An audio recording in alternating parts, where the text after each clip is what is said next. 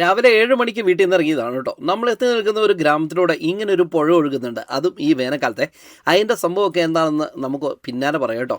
അപ്പോൾ ഇവിടെ കണ്ടിരിക്കുന്ന ഒരു കൊച്ചു കടയിൽ ദേ ഈ ചേട്ടന്മാരൊക്കെ ഇരിക്കുന്ന കടയിൽ കയറി നല്ല പുട്ടും പഴമൊക്കെ കൂട്ടി രാവിലത്തെ കാപ്പിയൊക്കെ കുടിച്ചിട്ട് ഈ ഒരു ഗ്രാമത്തിലുള്ള കുറേ ചേട്ടന്മാരോടൊക്കെ വിശേഷങ്ങളൊക്കെ പറഞ്ഞ് ഈ ഗ്രാമത്തിലെ കാഴ്ചകൾ കണ്ട് ഇന്നത്തെ യാത്ര അങ്ങ് തുടങ്ങാം അല്ലേ.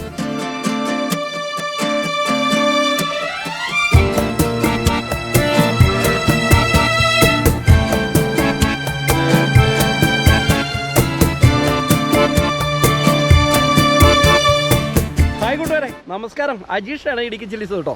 ഞാനിപ്പോൾ എത്തി നിൽക്കുന്നത് രാജകുമാരിയിൽ നിന്ന് 1 കിലോമീറ്റർ മാത്രം മാറി നിൽക്കുന്ന ആവണക്കഞ്ചാൽ എന്ന് പറയുന്ന ഒരു ചെറിയ ഗ്രാമത്തിലേക്കാണ്. അപ്പോൾ ഈ ഗ്രാമത്തിലെ വിശേഷങ്ങളെ കാഴ്ചകളൊക്കെ കണ്ടിട്ട് നമ്മൾ നേരെ സേനാപതി ഗ്രാമം ലക്ഷ്യമാക്കി യാത്ര അങ്ങോട്ട് തുടങ്ങിയാണ് കേട്ടോ. എൻ്റെ പുറയിൽ മതിയായ ഒരു പുഴയുണ്ട്. ഈ പുഴയ്ക്കൊക്കെ ചരിത്രമുണ്ട്, കുറേ വിശേഷങ്ങളുണ്ട്. അപ്പോൾ ഇന്നത്തെ എപ്പിസോഡിലേക്ക് നമുക്ക് കിടക്കാല്ലേ. നമ്മുടെ ചാനൽ ആദ്യമായിട്ട് കാണണമെങ്കിൽ ചാനൽ സബ്സ്ക്രൈബ് ചെയ്യുവാനും അതുപോലെ തന്നെ നമ്മുടെ ഫേസ്ബുക്ക് പേജും ഇൻസ്റ്റാഗ്രാമും കയറി ഫോളോ ചെയ്യുവാനും മറക്കരുത്. ഇന്നത്തെ ഈ പുത്തം പുതിയ കാഴ്ചകളിലേക്ക് സ്വാഗതം. ഞാൻ അജീഷ്, ഇടുക്കി ചില്ലീസ്.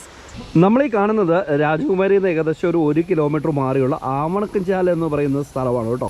ഈ കാണുന്ന വഴി ശരിക്കും മാങ്ങാത്തൊട്ടി കൂടി ചെമ്മണ്ണാറ് ഉടുമ്പൻചോലയൊക്കെ പോകുന്ന വഴിയാണ്. ഈ കാണുന്ന വഴിയില്ലേ, ഇത് സേനാപതിക്ക് പോകുന്ന വഴിയാണ്. ഏകദേശം ഒരു 4 കിലോമീറ്ററൊക്കെ ഉള്ളൂ ഇവിടുന്ന് സേനാപതിക്ക് കേട്ടോ.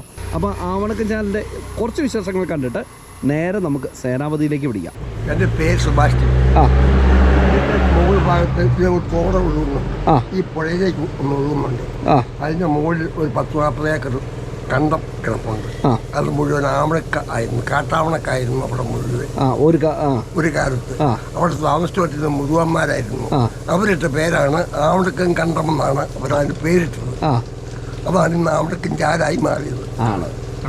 ശരി, രാജകുമാരിക്ക് ഇവിടുന്ന് എത്ര കിലോമീറ്റർ? രാജകുമാരി 1 കിലോമീറ്റർ. 1 കിലോമീറ്റർ. ചേട്ടൻ്റെ പേര് പറഞ്ഞില്ല? എൻ്റെ പേര് ടോമി വേഴിങ്ങാട്ടിൽ. അതല്ലേ, നമ്മുടെ കടയാണ്, റേഷൻ കടയാണ്. വേറെന്താ ഈ ഗ്രാമത്തിന്റെ പ്രത്യേകത? ഗ്രാമത്തിന്റെ പ്രത്യേകതകൾ എന്ന് പറഞ്ഞാൽ മറ്റേ ഒരു കാർഷിക മേഖലയാണ്.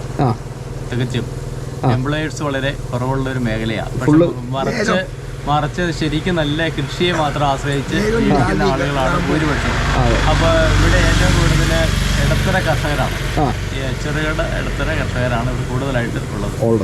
രാജകുമാരിയിൽ നിന്ന് 1 കിലോമീറ്റർ ഇപ്പറയാണ് ഈ ആവണക്കഞ്ചാൽ ഉള്ളത്. ഏകദേശം 75 വർഷം മുകളിൽ പഴക്കമുള്ള ഒരു ലൈബ്രറിയും പിന്നെ ചെറിയൊരു ചാപ്പലും അതിനോടനുബന്ധിച്ച് തന്നെ സ്പൈസസിൻ്റെ കുറേ കടകളും 1-2 ചായക്കടകളും ഒക്കെയുള്ള ഒരു സ്ഥലമാണ് ഈ ആവണക്കഞ്ചാൽ എന്ന് പറയുന്നത്. ശരിക്കും രാജകുമാരിയോട് ചേർന്ന് നിൽക്കുന്ന ഒരു സ്ഥലം കേട്ടോ. പക്ഷേ ഇതിൻ്റെ ഹൈലൈറ്റ് എന്ന് പറയുന്നത് ഇങ്ങനെ ഒരു പാലമുണ്ട്, ഇവിടെ ഇല്ലിപ്പാലം എന്നാണ് അറിയപ്പെടുന്നത് കേട്ടോ. അതിൻ്റെ തൊട്ട് താഴേക്കടെ ഇങ്ങനെ പുഴ ഒഴുകി പോകുന്ന ഒരു കാഴ്ച നമുക്ക് കാണാൻ പറ്റും. ഈ വഴി ഇങ്ങനെ ഗ്രാമീണ മേഖലയിലേക്ക്, ആളുകൾ താമസിക്കുന്ന മേഖലയിലേക്ക് കടന്നു പോകുന്ന ഒരു വഴിയാണ് കേട്ടോ. ഈ വഴിയുടെ സൈഡിൽ കൂടെ തന്നെയാണ് പുഴ ഒഴുകി പോകുന്നത്. ഇത് പന്നിയാർ പുഴയാണ്. അതായത് നമ്മുടെ ആനേറങ്ങൽ ഡാമില്ലേ, ആനേറങ്ങൽ ഡാമിൽ നിന്ന് വേനൽക്കാലങ്ങളിൽ ഡാം തുറന്നു വിടും വെള്ളത്തിൻ്റെ ലഭ്യത കുറവായെന്ന സമയങ്ങളിൽ. ഈ പുഴയുടെ പേര് പന്നിയാർ പുഴ എന്നാണ്. അതുകൊണ്ട് തന്നെ ഇത് പൊന്മുടി ഡാമിൻ്റെ തൊട്ട് താഴെ വെച്ചാണ് നമ്മുടെ പൊന്മുടി പുഴയായിട്ട് സംഗമിച്ചുകൊണ്ട് നേരെ വെള്ളത്തൂല് കല്ലാറുകുട്ടി ഡാമിലേക്ക് ഈ വെള്ളം ചെല്ലുകയാണ് കേട്ടോ. അങ്ങനെ ഈ കാണുന്ന ജംഗ്ഷനിൽ നിന്നാണ് സേനാപതിക്കും അതുപോലെ മാങ്ങാത്തൊട്ടിക്കും തിരിഞ്ഞു പോകുന്നത്. നമ്മളിപ്പോൾ പോകുന്നത് സേനാപതി റൂട്ടിലേക്കാണ് കേട്ടോ. ഇവിടെ നിന്ന് ഏകദേശം ഒരു 2 കിലോമീറ്റർ 3 കിലോമീറ്റർ ഒക്കെ ഉള്ളൂ. നമ്മൾ പോകുന്ന വഴിക്ക് നമുക്ക് ധാരാളമായിട്ടുള്ള വീടുകളും അതുപോലെ തന്നെ ഏറെ തോട്ടങ്ങളൊക്കെ നമുക്ക് കാണാൻ വേണ്ടി സാധിക്കും. അപ്പം തുടർന്നുള്ള യാത്രകളിലും കാഴ്ചകളിലേക്കും നമുക്ക് കടക്കാം അല്ലേ.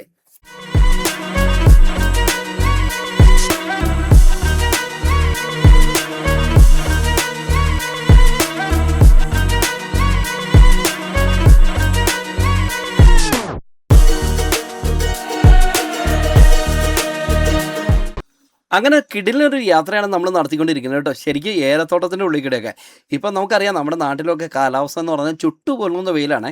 പക്ഷേ ഏലക്കാടിൻ്റെ ഉള്ളിലേക്കൂടെ പോകുമ്പോൾ നമുക്ക് അത്യാവശ്യം ശീതളമായിരിക്കുന്ന നല്ല മനോഹരമായ ഒരു യാത്രയാണ് നമ്മൾ നടത്തിക്കൊണ്ടിരിക്കുന്നത്. പോകുന്ന വഴിക്ക് ധാരാളം വീടുകളുണ്ട്, ഫുള്ള് ഏലക്കാടുകളാണ് നമുക്ക് കാണാൻ വേണ്ടി സാധിക്കുന്നത്. നമുക്കറിയാം, നമുക്ക് ഈ ഇടുക്കിയിലെ ഒരു പ്രധാനപ്പെട്ട ടൂറിസ്റ്റ് ഡെസ്റ്റിനേഷനാണ് സ്വർഗംമേട് എന്ന് പറയുന്ന സ്ഥലം.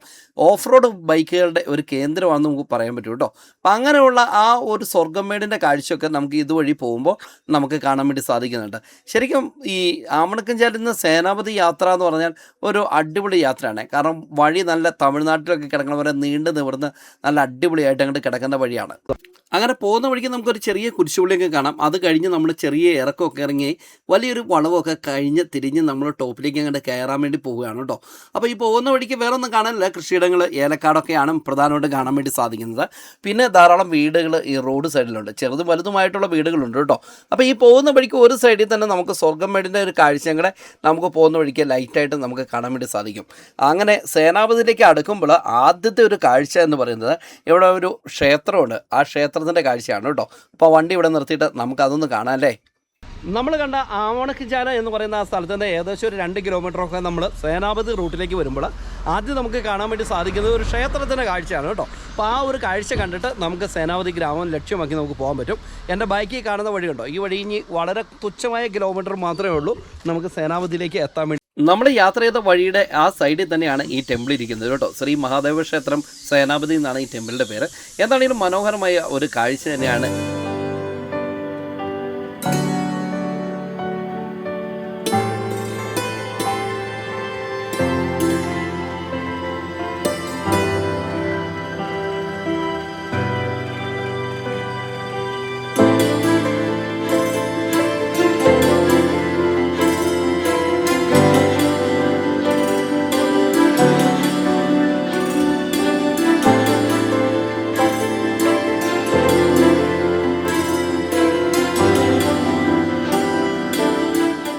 അപ്പോൾ ഇവിടെ നിന്ന് നമ്മൾ ഇനി നേരെ സേനാപതി ലക്ഷ്യമാക്കി യാത്ര ചെയ്യാണ്. പോകുന്ന വഴിക്ക് ഇതുപോലെയുള്ള കുറച്ച് കാഴ്ചകളും കൂടിയുണ്ട്. അതൊക്കെ കണ്ട് നമുക്ക് യാത്ര കൊണ്ട് തുടങ്ങിയാലോ. നമുക്കിത് ഈ കാണുന്നതാണ് നമ്മുടെ സ്വർഗ്ഗംമേട് എന്ന് പറയുന്ന സ്ഥലം കേട്ടോ. മനോഹരമായിരിക്കുന്ന ഒരു മലനിരകൾ, ആളുകൾ ട്രെക്കിങ്ങിനും അതുപോലെ ബൈക്ക് റൈഡിങ്ങിനും ഒക്കെ യൂസ് ചെയ്യുന്ന ഒരു മലയാണ് ആ കാണുന്നത് കേട്ടോ. നമുക്ക് അടുത്ത ദിവസം നമുക്കൊരു ദിവസം അവിടെ പോകണം. പച്ചപ്പൊക്കെ ആയില്ലേ, എന്നാൽ പിന്നെ സ്വർഗ്ഗംമേട് ഒരു ദിവസം രാവിലെ ഒന്നങ്ങോട്ട് കയറാമല്ലേ. അങ്ങനെ ഫൈനലി നമ്മൾ സേനാപതി സ്കൂളിൻ്റെ അടുത്തേക്ക് നമ്മൾ എത്തിയിരിക്കുകയാണ് കേട്ടോ. നമ്മൾ ആദ്യം നിന്ന് അമ്പലത്തിന് അവിടുന്ന് ജസ്റ്റ് ഒരു 300-400 മീറ്ററുകൾ മാത്രം മാറി കഴിഞ്ഞാൽ നമുക്ക് ഈ സ്കൂളിൽ അവിടെ എത്താൻ പറ്റും കേട്ടോ. 1ാം ക്ലാസ് മുതൽ ഹയർ സെക്കൻഡറി വരെയുള്ള ഒരു മനോഹര സ്കൂളാണ്. മാർബേസിൽ VHSS എന്ന് പറഞ്ഞുകൊണ്ട് ഒരു ബോർഡ് നമുക്ക് കാണാൻ പറ്റും കേട്ടോ. ശരിക്കും ഓടൊക്കെ ഇട്ട് ഒരു പഴയകാല പ്രതാപത്തോടെ നിലനിൽക്കുന്ന ഒരു മനോഹരമായ സ്കൂൾ. ഇപ്പോൾ സ്കൂളൊക്കെ അടച്ചുകൊണ്ട് കുട്ടികളൊന്നുമില്ല, എന്നാലും ഈ സ്കൂളിൻ്റെ ഒരു കാഴ്ച നമുക്ക് കാണാതെ പോകണേ എങ്ങനെയാണ് അല്ലേ. അപ്പോൾ ഇതാണ് ഈ സ്കൂളിൻ്റെ ഒരു കാഴ്ച കേട്ടോ. അപ്പം ഇതിൻ്റെ റോഡിൻ്റെ ഓപ്പോസിറ്റ് ആ ഒരു സൈഡിൽ നമുക്ക് ഇതിനോട് ചേർന്നുള്ള സ്കൂൾ നമുക്ക് കാണാൻ വേണ്ടി സാധിക്കും. അപ്പോൾ അവിടെ പോയിട്ട് അതും കൂടെ നമുക്കൊന്ന് കാണാം. എന്താണെങ്കിലും ഈ വഴിക്കൂടെ യാത്ര ചെയ്യുമ്പോൾ നമുക്ക് കടലാസ് റോസയുടെ കാഴ്ച നമുക്ക് ധാരാളമായിട്ട് കാണാൻ പറ്റും. സ്കൂളിൻ്റെ മുറ്റത്തുണ്ട് കേട്ടോ. അപ്പോൾ നമ്മൾ ആവണക്കഞ്ചാലിൽ നിന്ന് സേനാപതി പോകുന്ന വഴിക്ക് റോഡ് സൈഡിൽ തന്നെയാണ് ഈ സ്കൂളുള്ളത്. റോഡിൻ്റെ 2 സൈഡിലും 2 സ്കൂളാണ് കേട്ടോ. ഒന്ന് ഹയർ സെക്കൻഡറിയും മറ്റത് LP സ്കൂളുമാണ്. അപ്പോൾ അങ്ങനെ വ്യത്യസ്തമായ ഒരു കാഴ്ചയാണ് നമുക്ക് കാണാൻ വേണ്ടി സാധിക്കുന്നത്. നമുക്ക് വൈഡായിട്ടുള്ളൊരു ദൃശ്യം നമുക്ക് ഡ്രോണിൽ കാണുമ്പോൾ ഉണ്ടല്ലോ, ഈ മലനിരകളിലൊക്കെ ഒരുപാട് സ്ഥാപനങ്ങളും വീടുകളും അതുപോലെ കൊച്ചു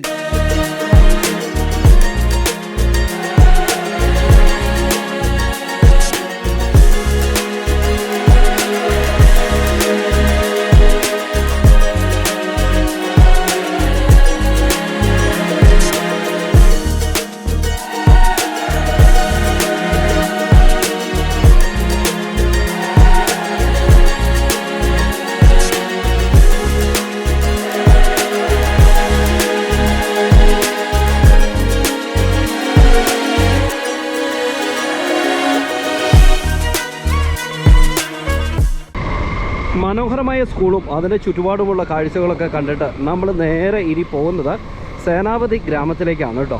അപ്പോൾ ഇത് നമ്മൾ കടന്നു പോകുന്ന വഴിയും സേനാപതി തന്നെയാണ്. ഈ സേനാപതി പഞ്ചായത്താണ് കേട്ടോ, ഗ്രാമം എന്ന് പറയാൻ പറ്റില്ല. ശരിക്കും ഇവിടെ ഒരു പഞ്ചായത്തും കൃഷിഭവനും ഒക്കെയുള്ള മനോഹരമായിരിക്കുന്ന ഒരു സ്ഥലമാണ് സേനാപതി എന്ന് പറയുന്നത്. നമ്മൾ മുമ്പ് ഒരു അമ്പലം നമ്മൾ കണ്ടില്ലേ, അമ്പലത്തിന് അവിടുന്ന് ഏതാണ്ട് ഒരു 100-150 മീറ്റർ മാറിക്കഴിഞ്ഞാൽ ഈ വഴി സൈഡിൽ തന്നെ നമുക്കൊരു പള്ളി നമുക്ക് കാണാൻ പറ്റും കേട്ടോ. എൻ്റെ ബാക്കി കാണുന്ന പള്ളി ഇത്. ഈ പള്ളിയുടെ പേരാണ് സെൻറ്റ് പോളികാർപ്പ് കാനായ കത്തോലിക്ക് ചർച്ച് സേനാപതി എന്നാണ്. അപ്പോൾ കാനായ ചർച്ചാണ്. അപ്പോൾ ഈ ഗ്രാമത്തിന് മനോഹരമായിരിക്കുന്ന മറ്റൊരു കാഴ്ചയാണ് ഈ പള്ളി കേട്ടോ. നമ്മൾ ഈ എറണാകുളത്തു നിന്നും അതുപോലെ ആലുവയിൽ നിന്നൊക്കെ ബസ് കയറാൻ നിൽക്കുമ്പോൾ പൂപ്പാറ സേനാപതി എന്നൊക്കെ പറഞ്ഞുകൊണ്ട് നിങ്ങൾക്ക് ബസ്സേ ബോർഡ് കാണില്ലേ. അപ്പോൾ ആ ഒരു സ്പോട്ടാണിത്, അവസാനം ബസ് വന്ന് നിർത്തുന്ന ഇടുക്കിയിലെ ഗ്രാമം എന്ന് നമുക്ക് പറയാൻ പറ്റും കേട്ടോ. അപ്പം നമ്മളങ്ങനെ സേനാപതിയിലേക്ക് എത്തിയിട്ടുണ്ട്. ഇവിടെ നമുക്ക് KC ബോർഡിൻ്റെ ഒരു സബ്സ്റ്റേഷൻ നമുക്ക് കാണാൻ വേണ്ടി സാധിക്കും. ഇവിടെ തൊട്ട് സേനാപതി ഗ്രാമം അങ്ങനെ ആരംഭിക്കുകയാണ്.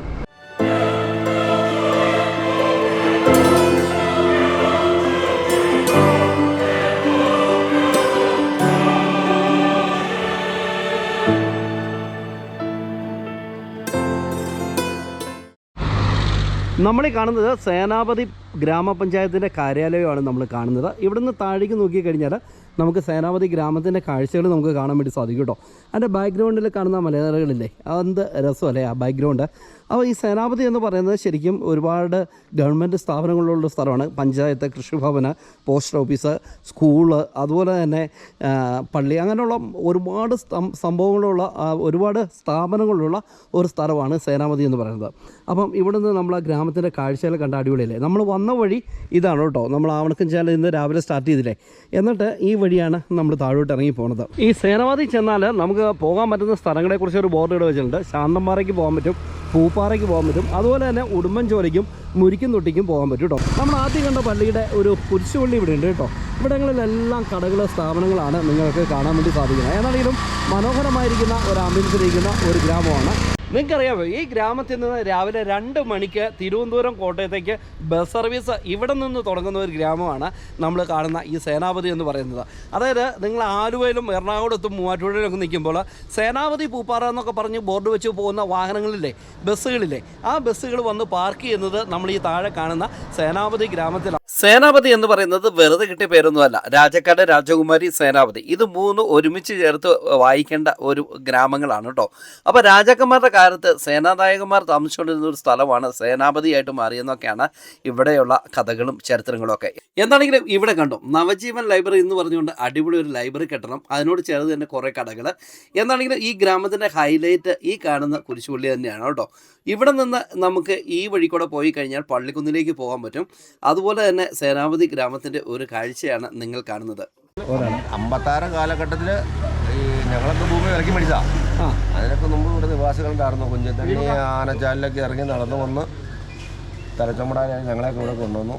ഞങ്ങളെയൊക്കെ വളർത്തി ഈ അത്യാവശ്യം വ്യക്തമായിട്ട് ജീവിക്കുന്നു. കുഴപ്പമൊന്നും സേനാപതി പേര് വരാൻ കാരണം ഇത് സേനാപതി എന്ന് പറയാൻ പണ്ട് രാജാക്കന്മാരുടെ കാലത്ത് ഇത് സേനാനായകന്മാരെ മേടിച്ച സ്ഥലം, താമസിച്ച സ്ഥലം. രാജകുമാരി രാജാക്കന്മാർ താമസിച്ച സ്ഥലം, രാജകുമാരി താമസിച്ച സ്ഥലം, കുരുളാസിറ്റി കുർള എന്ന് പറഞ്ഞ ഒരാള്, കുരുളാസിറ്റി കുർള എന്ന് പറഞ്ഞ സ്ഥലം. അദ്ദേഹത്തിന്റെ വലിയ ഒരു സ്ഥാപനം ലൈബ്രറി പണിതിട്ടുണ്ട്. ചേട്ടൻ്റെ പേര്? എന്റെ പേര് എൽദോസ്. അവിടെ സേനാപതി നാട്ടുകാരൻ തന്നെയാണ്. സേനാപതി നാട്ടുകാരൻ. എത്ര വർഷം ഇവിടെ താമസിക്കാൻ തുടങ്ങിയിട്ട്? ഞാൻ ഇവിടെ വന്നിട്ട് എൻ്റെ അപ്പച്ചൻ കോവളംകാരനാണ്. അപ്പച്ചൻ വന്നത് 60-ല്, 55-ല് വന്നേ. അന്ന് വന്ന് ഞാൻ പൂപ്പാറ സ്കൂളിലാണ് പഠിച്ചുകൊണ്ടിരുന്നത്. പൂപ്പാറ സ്കൂളിൽ പഠിച്ചുകൊണ്ടിരുന്ന കാലത്തിൽ ഈ ജിജിയുടെ ഫാദറാണ് ഇവിടുത്തെ കോൺട്രാക്ടർ. ഇവിടെ അത്യാവശ്യം എല്ലാ ഫെസിലിറ്റിയും, ഹോസ്പിറ്റൽ മാത്രം സൗകര്യം. ഹോസ്പിറ്റലിൽ നിന്ന് രാജാക്കാട് പോകണമെന്നുള്ള മെയിൻ ഹോസ്പിറ്റൽ കുറവുണ്ട്. സ്കൂള്, ഹൈസ്കൂളുകളുണ്ട്, ഹയർ സെക്കൻഡറി സ്കൂളുണ്ട്, പോസ്റ്റ് ഓഫീസുണ്ട്, ട്രഷറി ഉണ്ട്. ട്രഷറി ഉണ്ട് അല്ലേ? പിന്നെ റോഡ് നമുക്ക് അത്യാവശ്യം എല്ലാം ആധുനിക. ഇവിടുന്ന് രാവിലെ ഏകദേശം 2 മണിക്ക് എറണാകുളം പോകാം. രാവിലെ 2 മണിക്ക്? രാവിലെ 2 മണിക്ക് എറണാകുളം പോകാം. ട്രാൻസ്പോർട്ട് ഉണ്ട് അതൊക്കെ കോട്ടയം. പിന്നെ അന്നേരം മുതൽ ബസ്. ഞങ്ങൾ വന്നുകൊണ്ടിരുന്ന സമയത്ത് 3 കൂടിയാണ് വന്നത്. ആനവട്ടിൽ ഇറങ്ങിയിട്ട്